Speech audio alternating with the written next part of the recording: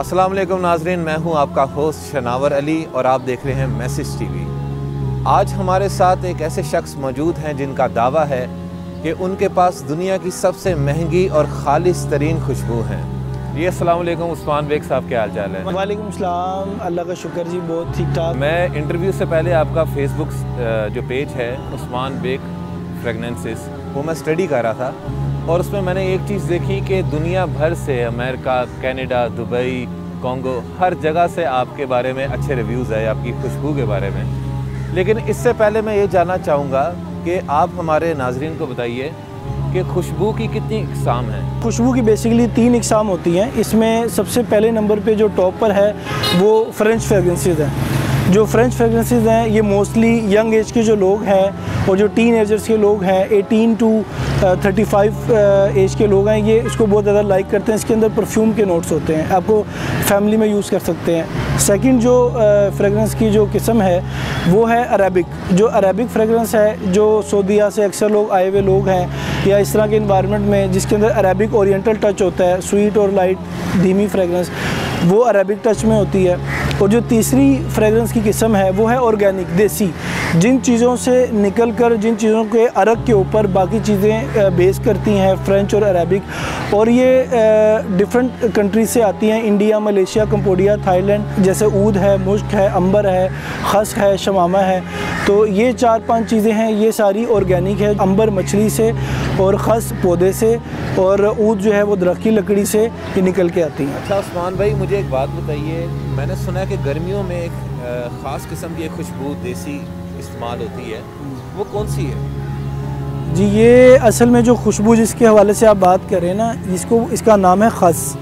ये बेसिकली अक्सर आपने अपने कूलर के साथ भी लगी हुई देखी होगी। वो असल में ओरिजिनल खसें नहीं होती हैं, ये बेसिकली इंडिया से आती है। इसका पौधा होता है, मैं आपको ये दिखाता हूँ। अच्छा, जैसे ये आपको एक प्लांट नज़र आ रहा है, तो खस जो होती है ना, खस बेसिकली एक ये पौधा है जो इसकी जो रूट्स होती हैं उससे असल अरक निकलता है। ऊपर जो इसका पौधा होता है वो मेडिसिन में यूज़ होता है, और जो नीचे इसकी जो रूट्स होती हैं उसके अंदर जो खस उसकी जो रूट्स होती हैं उसको मर्ज किया जाता है। एक देग होती है, वो उसके अंदर पकाया जाता है और इसको काफ़ी लंबे प्रोसेस से गुजारा जाता है। तो ये जैसे आपको ग्रीन ऊपर नज़र आ रही है तो ये खस है, और जो उसके जो नीचे जो ब्राउन नज़र आ रहा है ये रूट्स हैं। अच्छा। ये बेसिकली खस का पौधा नहीं है, लेकिन आपको ये समझाने के तौर पे बता रहा हूँ। तो ये अक्सर क्या नाम है, मैं इसको इस्तेमाल करता हूँ। अभी चूँकि मौसम आने वाला है, ये चूँकि मौसम इसका आने वाला है, तो अक्सर मैं दूसरी फ्रेगरेंसेस में मिक्स करके भी इसको इस्तेमाल करता हूँ। तो ये आपको एक ठंडक सी, आपको एक फ्रेश सी फीलिंग देता है, जो लोग इसको समझ जाएं, क्योंकि अक्सर लोग इसको समझते नहीं हैं। मुझे ये बताइए कि इसका रेट जो है ये काफ़ी एक्सपेंसिव है या ये इतनी ज़्यादा एक्सपेंसिव नहीं है। जैसे ऑर्गेनिक फ्रेगरेंसेस बहुत ज़्यादा एक्सपेंसिव होती हैं, लेकिन उस हिसाब से इतनी ज़्यादा एक्सपेंसिव नहीं है। ठीक जी नाजरीन, हम उस्मान बेग फ्रेगनेंसेस के डिस्प्ले सेंटर में मौजूद हैं। तो मैं उस्मान बेग साहब से पूछना चाहता हूँ कि ये सारी खुशबू आती कहाँ से है? जी शनावर भाई, असल में जो खुशबुएँ हैं ये बेसिकली हमारे पूरे पाकिस्तान में ये बहुत ज़्यादा एक ट्रेंड चलता है कि जब भी कोई सऊदीया जाता है तो वो उसको यही कहता है कि जमज़म और खजूर के बाद जो है ना वो खुशबू लेकर आए, क्योंकि खुशबू सऊदीया की मानी जाती है। एक्चुअल में सऊदीया के अंदर चंद ऑयल यानी अतर जो है, हम इसको इंग्लिश लैंग्वेज में परफ्यूम ऑयल बोलते हैं और उर्दू में इसको हम खुशबू या अतर बोलते हैं। अतर जो है बेसिकली खुशबू को ही कहा जाता है। अतर ख़ास इस लिक्विड का नाम नहीं है कि परफ्यूम का फॉर्म अलग होती है और अतर की अलग होती है। तो जो खुशबू है वो अक्सर लोग समझते हैं कि सऊदीया से आती है, ऐसा नहीं है। सऊदीया के अंदर अब कुछ हद तक ऊद वगैरह तैयार हो रहा है, लेकिन बहुत अरसा दराज से जब से लोग ये समझते आ रहे हैं कि खुशबू वहाँ से आ रही है, तो उस वक्त ऐसा नहीं था। वहाँ पर जो एक वाहिद चीज़ बन रही थी वो था गुलाब। जो गुलाब है, जो वर्द जो मकाम है ताइफ का, वहाँ का भी बहुत मशहूर है। जैसे वर्द ताइफ़ी, ताइफ का नाम आपने सुना होगा, तो ये वर्द वहाँ से बड़ा अच्छा आता रहा है। और फिर वहाँ के कुछ ऐसे मकाम आते हैं जो खुशबू के अतबार से मशहूर नहीं है, ऑयल के अतबार से हैं। जैसे बदर है, तो बदर के मकाम से एक ऑयल आता है जो घुटनों में इस तरह से इस्तेमाल करते हैं, उसको लोग खुशबू में भी इस्तेमाल करते हैं। लेकिन इस वक्त जो सबसे बड़े लेवल पे खुशबू तैयार की जा रही है वो इंडिया, मलेशिया, कंबोडिया, थाईलैंड और बर्मा में अब बहुत ज़्यादा कम हो गया है उसकी इंपोर्ट एक्सपोर्ट। तो इस वक्त फ्रांस के हालात की वजह से इटली और तुर्की के अंदर बहुत ज़्यादा तैयार की जा रही है, और इसका ट्रेंड जो है वो आपको सुन के हैरानगी होगी कि अफ़गानिस्तान में भी इसका ट्रेंड इस वक्त बहुत ज़्यादा है। उस्मान भाई, मुझे ये बताइए, बल्कि नाजरीन भी हमारे जानना चाहेंगे कि जिस तरह मैं आपसे खुशबू लेना चाहूँ, कोई फ्रेगनेंस लेना चाहूँ, लेकिन इस फील्ड में इतना धोखा आ गया है कि पता नहीं लगता कि असल कौन सी है और नकल कौन सी है। तो आप किस तरह दावा करते हैं कि आपके पास असल है या खालिस है? देखें, ये एक बहुत अहम सवाल है जो आपने उठाया है, और अक्सर जब भी मैंने इंटरव्यू कहीं दिया है तो उसमें ये क्वेश्चन जो है ना वो टॉप ऑफ द लिस्ट रहा है। इसमें सिर्फ मेरे पास ही ये चीज़ें अवेलेबल नहीं है, और भी बहुत सारे लोग होंगे जिनके पास मौजूद है। ओबियसली जो लोग बना रहे हैं, जिनसे हम ये एक्सपोर्ट कर रहे हैं, इंपोर्ट कर रहे हैं, तो उनके पास भी ये होंगी। लेकिन वहाँ से आते इसकी क्वालिटी बहुत ज़्यादा चेंज कर दी जाती है, मिलावट हो जाती है, क्योंकि मिलावट करना उनकी भी एक हद तक मजबूरी है, क्योंकि हर बंदा कॉस्टली खुशबुएँ अफोर्ड नहीं कर सकता। इवन कि मैंने उलमा से सुना कि सहाबा के दौर में सहाबा भी जो हैं वो सारे महंगी खुशबुएँ नहीं इस्तेमाल करते थे, बल्कि रोज़ाना नहीं करते थे, लेकिन जुम्मे के दिन लाजमी करते थे, क्योंकि अल्लाह के नबी सल्लल्लाहु अलैहि वसल्लम की तलकीन थी ख़ास करके जुम्मे के दिन, ताकि जिसके पास इतना माल नहीं है वो जुम्मे के दिन कम से कम दर्जे में करे। तो लोग, हर बंदा अफोर्ड नहीं कर सकता। तो इसके अंदर जो छोटे लेवल पे काम करने वाले लोग हैं, जैसे लोकल लेवल पे काम हो रहा है बहुत ज़्यादा, तो वो जो एक हमारी 70% आवाम है वो खुशबुएँ अफोर्ड नहीं कर सकती, तो वो उस तरफ जाती है।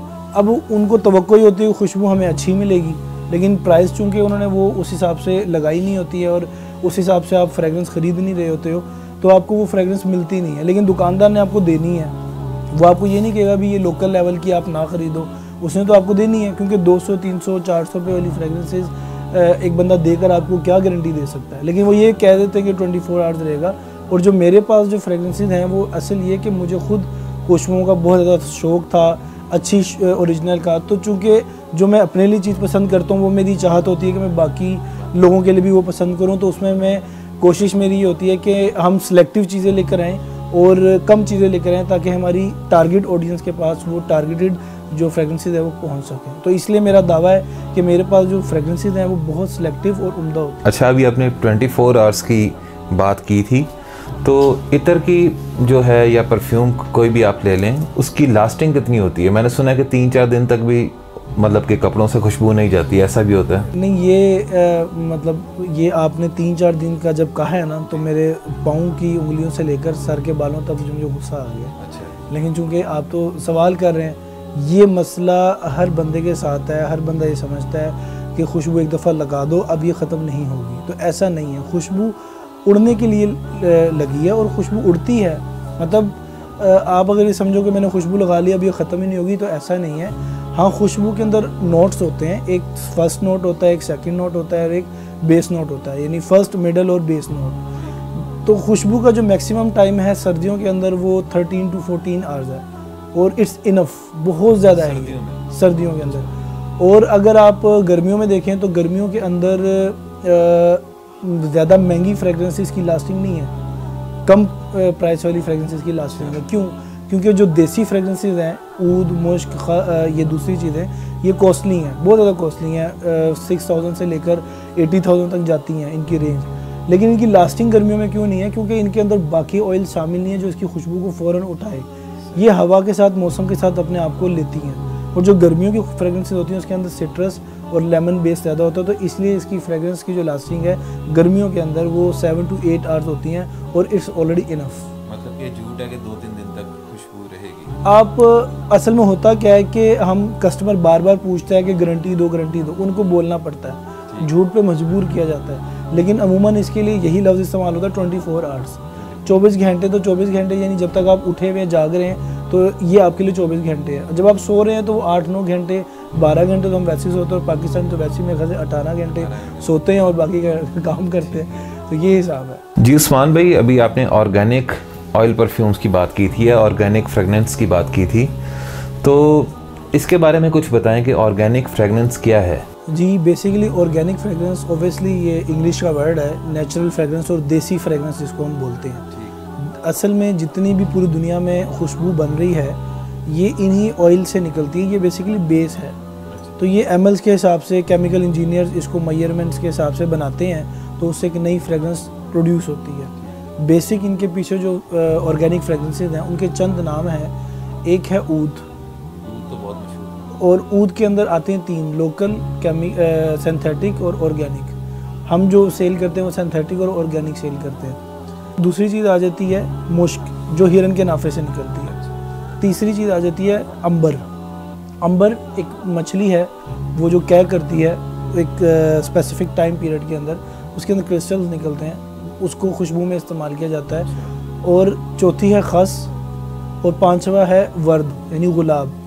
तो ये सारी चीज़ें अपनी ओरिजिनल फॉर्म के अंदर यूज़ होती हैं सबसे पहले मेडिसिन के अंदर, और फिर इनको खुशबू में इनकी तासीर और है, मेडिसिन में और है। तो मैं आपको ये दिखा दूँ, मेरे पास ये है जो हजर अस्वद को लगती है।